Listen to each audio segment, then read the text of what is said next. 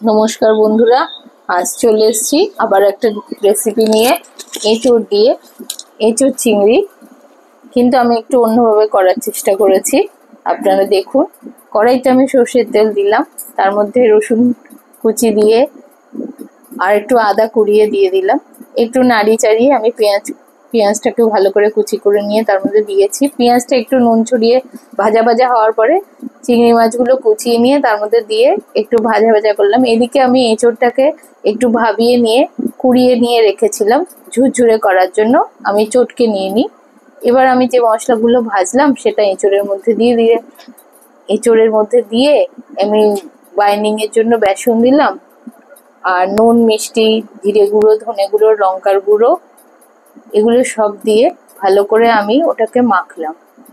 মেখে আমি আলাদা আলাদা করে হাতের মুঠোর চাপে, মুইটা ঠিক নয়, যাই হোক ওর শেপটা ওরকমই দেওয়ার চেষ্টা করেছি।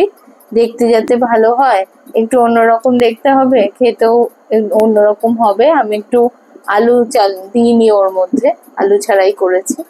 এইভাবে দেখুন মুইঠা মতো বানিয়ে আমি কড়াইতে সাদা তেল দিয়ে একে একে সবগুলোকে সুন্দর করে ভেজেছি, একটু লাল করে ভেজেছি। আর আমার কাছে একটু আদা, শুকনো লঙ্কা বাটা ছিল, তার মধ্যে আমি জিরে গুঁড়ো, ধনে গুঁড়ো, হলুদ আর একটু লঙ্কার গুঁড়ো মিশিয়ে একটু জল দিয়ে গুলিয়ে রেখেছিলাম। এবার গ্রেভির জন্য আমি যে মশলাগুলো দেখিয়েছি সেগুলো রেডি করছি। প্রথমে আমি কড়াইতে একটু রসুন ফোড়ন দিলাম, দিয়ে আমি তেজপাতা, জিরে, তেজপাতা, শুকনো লঙ্কা ফোড়নে দিলাম। এবার একটু পেঁয়াজ দিলাম, পেঁয়াজটাকে একটু ভালো করে ভাজা ভাজা করলাম, একটু চিনি ছড়িয়ে দিয়েছি। এরপরে আমি যে মশলাটা করে রেখেছিলাম সেই মশলাটা ওর মধ্যে ঢেলে দিলাম। এবার মশলাটাকে আমি ভালোভাবে কষিয়ে জল ঢেলে দিলাম। এবার আমি পরিমাণ মতো নুন দিয়ে দিলাম।